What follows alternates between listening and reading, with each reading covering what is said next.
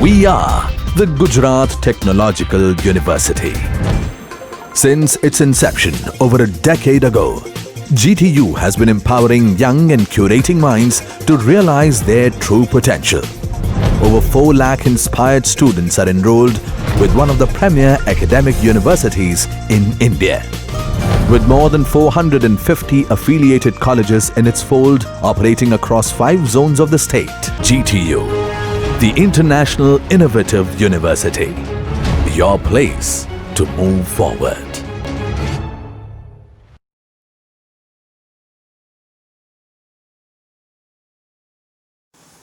Hello friends, very warm welcome on the wonderful platform provided by Gujarat Technological University for the benefit of entire student community.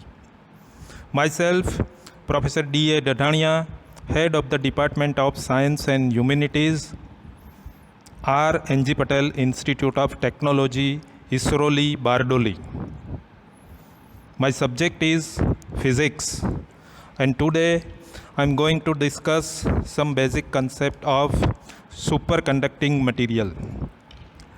Dear friends, as far as GTU syllabus is concerned, weightage of this module superconducting material is 17%. So let us start. Before detailed discussion of concept of superconductivity, we need to understand how electric current pass through a material and exactly what is the role of resistance in this process. To have an electric current, we need to have negatively charged material and one another material that has a relatively positively charged, and a conductor that passes electron from negatively charged material to positively charged one. This process, however, isn't perfect. Not every material passes this electron as easily as the next. And even the most conductive metals like copper, the material offers some resistance to the current. This resistance means that the entire current cannot pass through the material like copper, and that the current loses some of its energy in the form of heat. This energy loss isn't necessarily bad, as this heat energy is what gives us light and other modern technologies. But if we are transmitting power from one part of the country to the another, this energy loss is considerable, my dear friends. Another issue is the current weakens over the time while passing through a material, as it slowly sapped away as the heat energy. That means that there is a limit to how far an electric current can travel before it dissipates entirely. That is what makes superconductivity so special. So dear friends, superconductivity is the phenomena when a material stops resisting an electric current and allow it to pass through it freely without any energy loss. But material into superconducting state, the material has to be frozen to a extremely low temperature, so that electric resistance abruptly stops and electric current can continuously pass through the material. This isn't the only exotic property of superconductivity. Many materials in superconducting state can cancel out their magnetic field, and that is the magnetic levitation. And maglev train is the best example of the use of this concept. There is a lot we don't know about superconducting material, and we are developing new application for the superconductors every day. The hope is to one day use superconductivity in power transmission, which would dramatically reduce energy cost all over the world. And dear friends, who knows? Maybe one day we will have electronic gadget that utilize superconductor to give us smartphone that only need to be charged once a month or more. It's once guess, but with the rapid advances in our technology, we will all likely see superconductivity in our lives as a regular feature sooner rather than later. And that's why all engineer must have some basic knowledge of this phenomena. And my dear friends, for this reason, this topic is there in our syllabus of the subject physics of Gujarat Technological University. So let us start. Today we will discuss about superconducting material, superconductivity, transition temperature, and some basic property of the superconducting material. So as we have discussed, to achieve superconducting state, we have to cool down material very low temperature. So at that temperature, what happens? Material completely lose its resistance and it behaves like a superconductor. And not all the material, specific material. See, superconductivity is the phenomena in which certain metals, alloys and ceramic conduct the electricity without resistance when it is cooled below certain temperature. So this phenomena of conducting current without resistance is called superconductivity, and this temperature at which material completely lose its resistance against the flow of current is called critical temperature. Historical point of view, if we discuss how this point come into existence. So dear friends, this phenomena discovered by Dutch physicist Kamerlingh Onnes in 1911, and it is a still an exciting field of discovery and technological application, as I have discussed in the introduction of this particular topic. The new state was first discovered in the mercury. So according to the historical background, when this gentleman, this one of the greatest scientists, Mr. Kamerlingh Onnes, performing the experiment on the conductive property of the material. At that time he found that if mercury is cooled below temperature 4.2 Kelvin, then it completely loses its resistance. So finally, after having numbers of experiments, he concluded that this fact is true. And it is true for mercury. When we cool it up to 4.2 Kelvin, it completely loses its resistance and it behaves like a superconductor.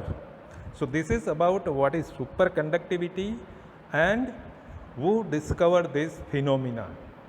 Now, how to define superconductor? So dear friends, not all the material around us behaves like a superconductor, but certain material are having inbuilt properties. When we cool below the certain temperature, it behaves like a superconductor. So this superconductor is defined as the material that lose its resistance or offer tends to zero resistance to the flow of electric current when it is cooled below a certain temperature is called superconductor. And this temperature at which material behaves like a superconductor is called critical temperature, or it is also known as transition temperature. Most famous example of this material, superconducting materials are mercury, zinc, vanadium, tin and niobium. So this is how we can define the superconductor. Once again I repeat, the material which behaves like a superconductor when we cool below certain temperature are known as superconducting material. Example of these materials are mercury, zinc, vanadium, tin and niobium. And this temperature at which material behaves like a superconductor is called critical temperature or transition temperature. So this is the definition of critical temperature. 8 and below Tc. Tc is the symbol of critical temperature. The material is said to be in superconducting state, and above this temperature material is said to be in normal state. So Tc is the critical temperature. Now one question might be arised in the mind of students that how technically we can differentiate the normal conductor and superconductor. So it can be easily understood with the help of this graph, dear friends. Here in the graph it gives the idea about variation in resistivity of the material with respect to temperature. Here same experience is performed for two material. One material is normal conductor in nature and another material is superconductor in nature. See in the graph here, silver is the normal conductor and mercury is the superconductor. Now what we have to do is this, we have to simply measure the resistivity of this material by decreasing the temperature. So here the below line which show with the arrow from Ag, it gives the idea about the variation in resistivity of the silver. Here we consider it good conductor with respect to temperature. So it is easily observed from the graph that with decreasing temperature resistivity of silver is gradually decreased and at minimum possible temperature it is having certain value rho 0. But if we repeat the same experiment for superconducting material like Hg, same experiment means we have to decrease the temperature and measure the change in resistivity. So what happened is shown in the graph. Initially the resistivity of mercury or superconducting material also decrease as the same as that decrease in the case of silver. But once we reach at Tc, Tc is the critical temperature that we have already defined, its resistivity suddenly dropped to 0. So my dear friends, this is the technical difference between the superconducting material and conducting material. Question like this may be asked, how you differentiate technically conducting material and superconducting material. So if material is conductor in nature, then with decreasing temperature its resistivity decrease and it never becomes 0.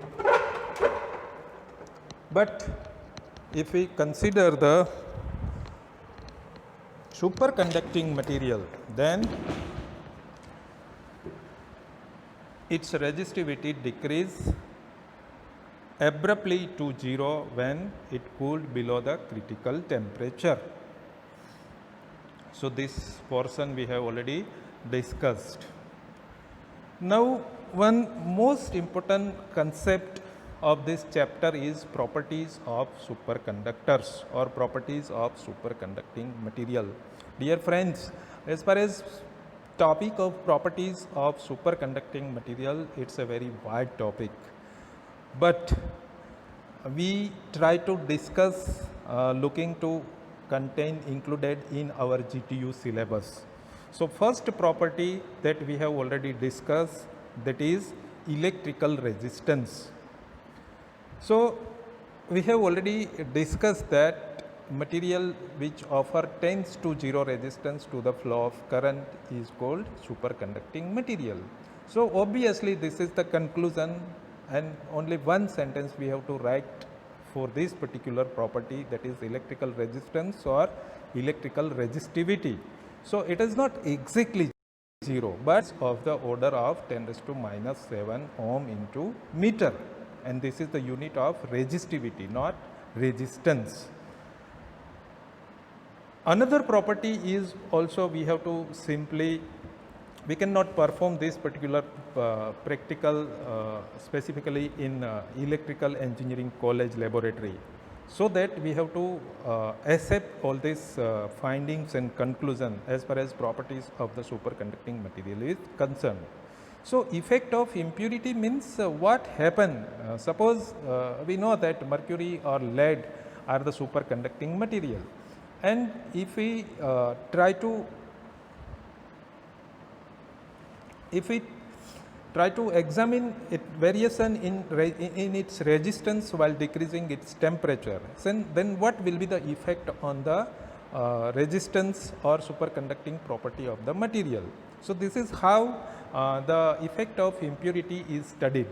So when impurities are added to the superconducting element, the superconducting property is not lost, but the Tc value can be lowered. So if impurities are not suitable, then what happen? Tc value will be lowered. Another important property is effect of pressure and effect of stress. See how scientists performing experiment from different dimension. They are taking reading, performing experiment by varying the impurities, then by varying the effect of pressure, and by observing the effect of stress, and finally final product can be prepared. So what happens when pressure is applied? Certain material are found to exhibit the superconductivity phenomena on increasing the pressure over them. See, as for example, cesium, it is the material which exhibits superconductivity phenomena when we cooled up to the temperature 1.5 Kelvin. But the condition is we have to apply the pressure of 110 kilobar. So simple conclusion of this property, effect of pressure, is when pressure is applied, certain material behaves like a superconductor. And very well known example of this property is cesium, because cesium behaves like a superconductor when it is cooled up to the temperature 1.5 Kelvin and pressure of 110 kilobar is applied. On the other end, what is the effect of stress? In a superconductors, the increase in a stress results in increase the Tc value. So this is also one of the most important exercise or most important property, because when in a certain limit for the certain material stress is increased, then Tc value can be increased, and this is good for having superconducting material. Another property is isotopic effect. So according to isotopic effect, the critical temperature or transition temperature, which is denoted by Tc, depends upon the isotopic mass of the superconducting material. Now question might be arise in your mind that what is isotopic mass? So it's a mass of one of the isotope of the given material. So according to isotopic effect, Tc is inversely proportional to square root of m. Here m is the isotopic mass. So this relation is called isotopic effect. So from this relation one can ask that what will be the effect on TC value when M is increased or M is decreased, or what is the effect on TC value when M is increased by 100 times or 1000 times. For this answer of this particular question, you must have an idea about the relation, and the relation is TC is inversely proportional to square root of M. So this expression is called isotopic effect. Another property is magnetic field effect, or you can say critical magnetic field. This is one of the most important property, my dear friends, because using the concept of this particular faculties, very new inventions are going on, and most popular devices are continuously developed by the thousands of research scholars and scientists. So what is exactly how critical field is defined? Suppose we have one superconducting material, and it conducting a current from its one end to the other end. If around the superconducting material, artificially by means of one or other way, if we develop the magnetic field and continuously increase the value of magnetic field and observe the conducting property of the superconducting material, then what happens? While increasing the value of value of magnetic field around the superconducting material, if we increase, then at a particular magnetic field around the superconducting material, it loses its superconducting property. So this field is called critical magnetic field. How it defines, see, it is given in this slide. If sufficiently strong magnetic field is applied to a superconductor at any temperature below its critical temperature, this is the condition. Material should be in superconducting state, and obviously it is superconducting state, then temperature is less than Tc.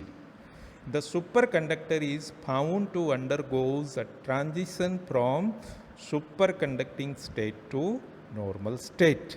So, in short, this critical magnetic field is defined as the minimum magnetic field required to destroy the superconducting state is called critical magnetic field, and it is denoted by Hc.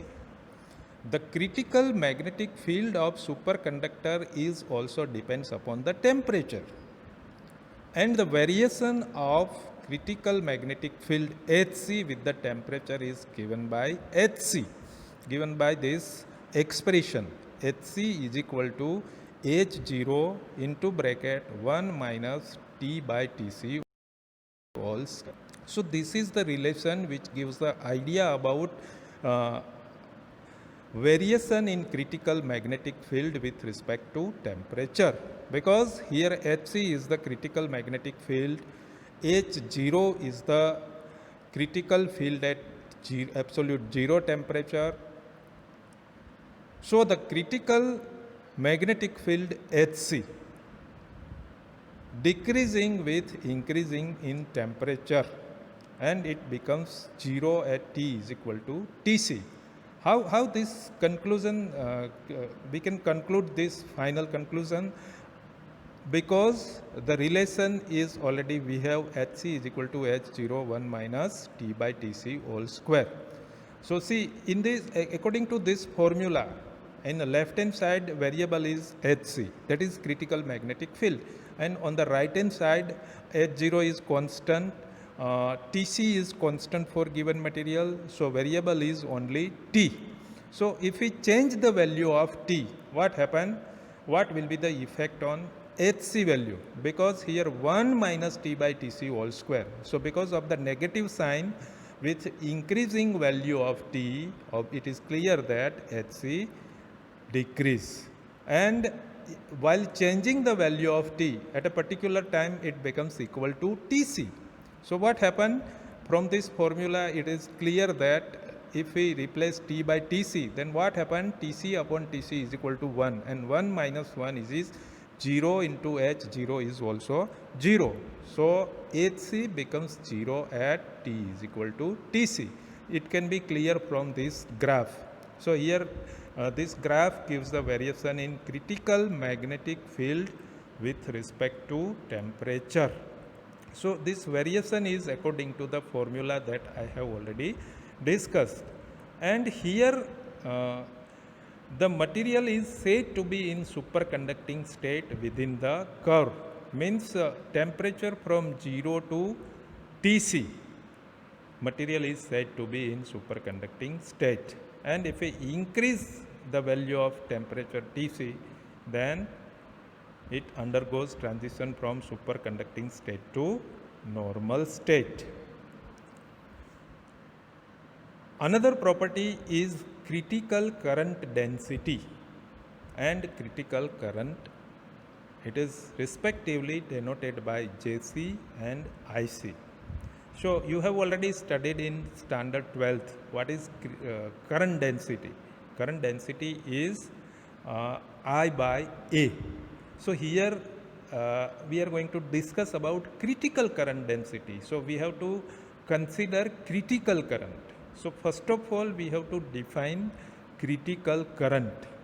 So if you are clear about the critical magnetic field, then this is not difficult to understand what is critical current.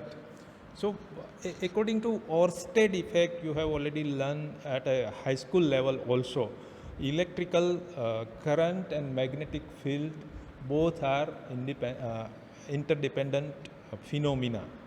So first of all, let us try to define critical current. The critical current density is another important characteristic feature of the superconducting state. See, when current density through a superconducting sample exceed a critical value Jc, the superconducting state is found to disappear in the sample. So why this phenomena happen? How it exactly happen? See, let us try in a very simple way. Suppose we have you can image your pencil for a particular imagination. It is superconducting material, and current is allowed to pass through this particular superconducting material. So what happened?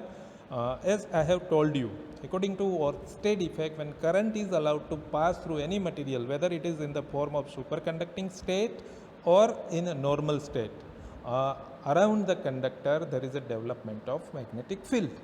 So what happened here? Suppose we have one superconducting material in the form of rod. Current is allowed to pass through this material. So obviously there is a development of magnetic field. And if we increase the value of current, what happens? Developed magnetic field will also increase. And if we continuously keeps on increasing the value of current, then obviously magnetic field value will also increase. And we have just discussed in our previous property of critical magnetic field. Once it crosses the value of critical magnetic field, what happens? Material lose its superconducting property and it undergoes transition from superconducting state to normal state.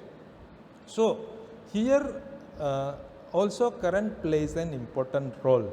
So this is one of the another most important limitation on the superconducting material to use in daily application, because not infinite current is allowed to pass through superconducting material, because after if we increase the value of current beyond certain value, then material undergoes transition from superconducting state to normal state.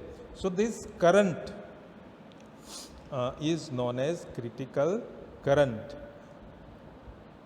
Hence the critical current density can be defined as the maximum current that can be permitted in a superconducting material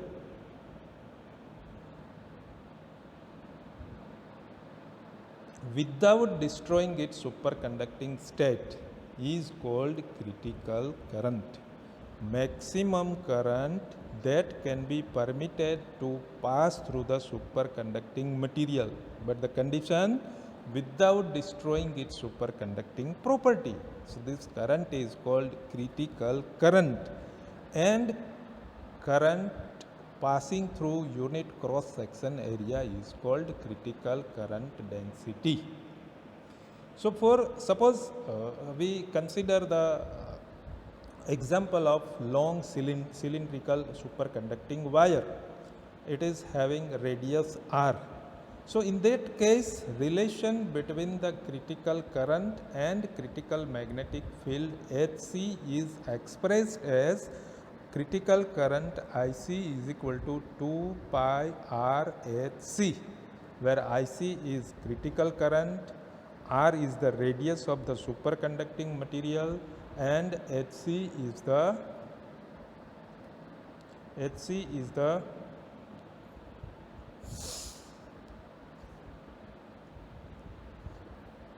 critical magnetic field. Similarly, the another relation, or according to the basic definition of critical current density, that is Jc by Ic by A. According to basic definition, current density matlab means critical current per unit cross section area. So here critical current is Ic and cross sectional area is A, then Jc is given as Ic by A. Another important property is persistent current. So when current is made to flow through the superconducting ring, what happened? From this much discussion, it is clear that superconducting material means the material which offer the zero resistance. So suppose we have one closed loop which is made up of normal conductor, and our intent is to pass the current through this closed circuit. Then obviously we have one external source of battery, generator, cell, etc. And current keeps on passing through the closed circuit up to the current is allowed from the battery. But if the material is made up of superconducting material, it is having superconducting nature, then what happens? Obviously its resistance is tends to 0, and we have to use the external source of energy to avoid the resistance. But material is in superconducting nature, then no need to have any external potential driving. So continuous flow of current without any external potential driving in superconducting material is called persistent current. Another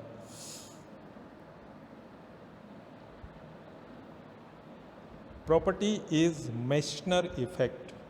So this is the from the name of scientist Meissner who discovered this effect. This is also one of application point of view. If we discuss, this is most important property of the superconducting material, because best example of application of Meissner effect is the magnetic levitation, and you have heard about the maglev train. So basic principle works behind the working of maglev train is Meissner effect. So this is most important property. How define Meissner effect?